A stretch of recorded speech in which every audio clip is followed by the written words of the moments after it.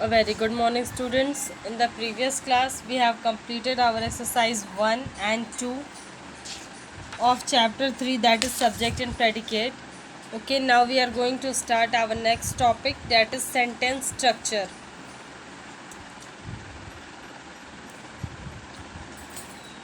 Sentence structure. So, what is sentence structure? What did you learn about a sentence structure? The subject is usually at the beginning of a sentence. You know it very well. आप जानते हो कोई भी sentence start होता है तो subject से start होता है. तो सब्जेक्ट कहाँ आता है? बिगनिंग में. After the subject comes the verb. Okay, subject के बाद किसकी पोजीशन होती है? वर्ब की. देखो, लाइक एग्जाम्पल के तौर पे अगर हम देखते हैं, the sheep are grazing in the field. The sheep आपका क्या है? सब्जेक्ट है. उसके बाद helping verb, then main verb in the field. Objects are placed after the verbs. Okay, like my teacher gave a book to everyone in class. अब देखिए, my teacher subject है, verb है, and gave object हो गया. ये गलत आपको दिया हुआ है बुक में, यहाँ थोड़ी सी मिस प्रिंटिंग है, ध्यान दीजिएगा. माई टीचर आपका सब्जेक्ट है.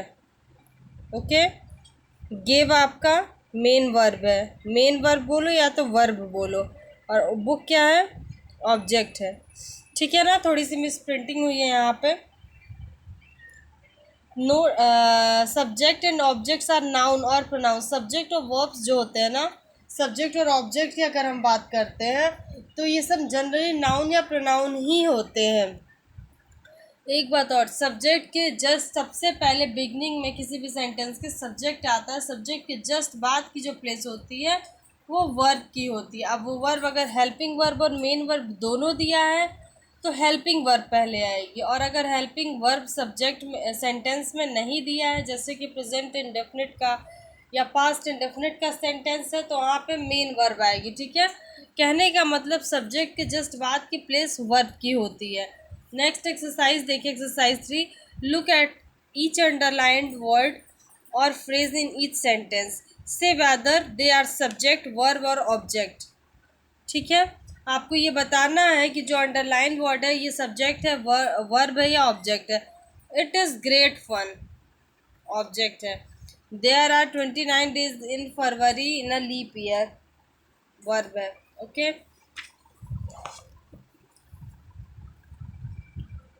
There houses is next to a mall, ये क्या है? सब्जेक्ट है. 5 people are moving the piano, piano object है. We really enjoy camping, enjoy क्या है? मेन वर्ब है, वर्ब जिसको बोलते हैं. Complete the conversation given below according to the instructions given in the bracket. One is done for you.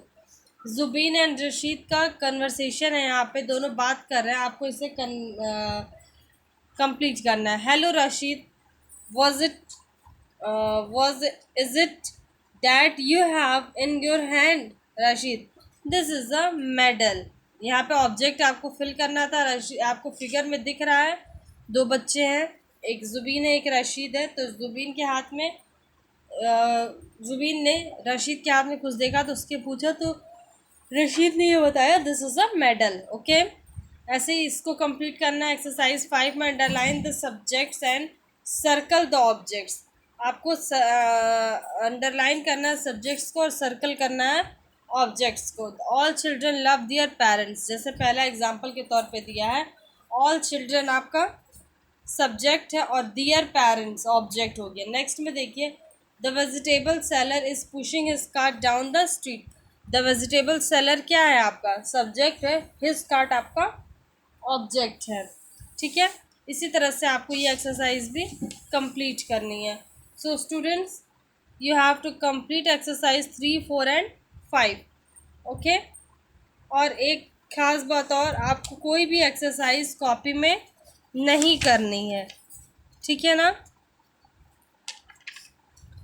Subject और predicate का definition मैंने आपको भेज दिया था लिखने के लिए. इसके अलावा आपको और कुछ भी कॉपी वर्क इस चैप्टर से नहीं करना है.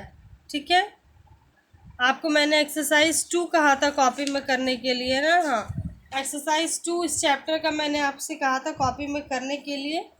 उसके अलावा 3, 4, 5 एक्सरसाइज कॉपी में नहीं करना है। So that's all for today. Have a good day.